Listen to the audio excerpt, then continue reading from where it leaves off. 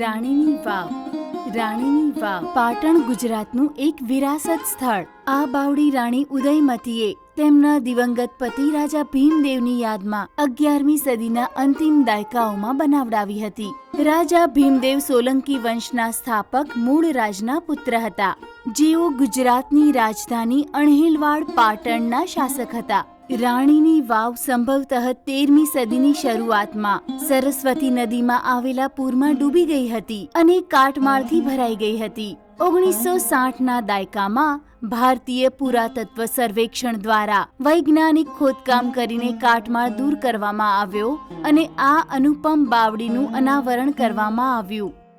રાણીની વાવ તેના સમયની સમકાલીન મંદિર કલા અને સ્થાપત્ય કલાની શૈલીઓથી પ્રેરિત છે, જે મરુ ગુર્જર કલા શૈલી તરીકે ઓળખાય છે.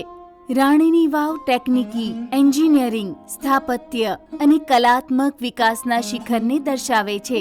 આ બાવડી ઉચ્ચ કોટીની અનેકવિધ મૂર્તિઓ અને નક્કાશીઓથી સુશોભિત છે, જે ભારતીય પૌરાણિક કથાઓ અને તે સમયના રોજિંદા જીવનના ચિત્રણથી પ્રેરિત છે.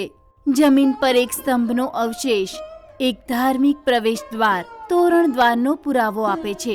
આ પ્રવેશ દ્વારથી નીચે ઉતરતો રસ્તો સીધો વરંડા તરફ જાય છે, જે આ મોટા આયાતકાર કુંડમાં ખુલે છે. કૂવો ભરાઈ જવા પર આ કુંડમાં પાણી આવતું નથી. આ રસ્તાની સાથે સાથે સ્તંભોવાળા બહુમાળી મંડપો છે, જે નીચેના સ્તરથી જમીનની સપાટી સુધી જાય છે. અલંકારિક થાંભલાઓ અને દિવાલ થાંભલાઓથી બનેલા આ મંડપો શૈલીય અને સ્તંભ વ્યવસ્થાથી રચાયેલા છે. આ મંડપો ચોરસ આકારના ઘાટ પલ્લવ આકૃતિથી અલંકૃત થાંભલાઓથી બનેલા છે. થાંભલાઓના ઉપરના ભાગમાં ચતુષ્કોણીય કોષ્ટક છે, જેના પર ચતુર્ભુજી કીચક બનેલા છે અને જેના પર મંડપની છત ટકેલી છે. ભગવાન વિષ્ણુ અહીંની મૂર્તિઓનો મુખ્ય વિષય છે. ભગવાન વિષ્ણુના અનેક રૂપો અહીં પ્રદર્શિત છે, જેમાં તેમનું વિરાટ સ્વરૂપ પણ સામેલ છે. ભગવાનના વિવિધ અવતારો, દશાવતાર અહીં શોભાયમાન છે.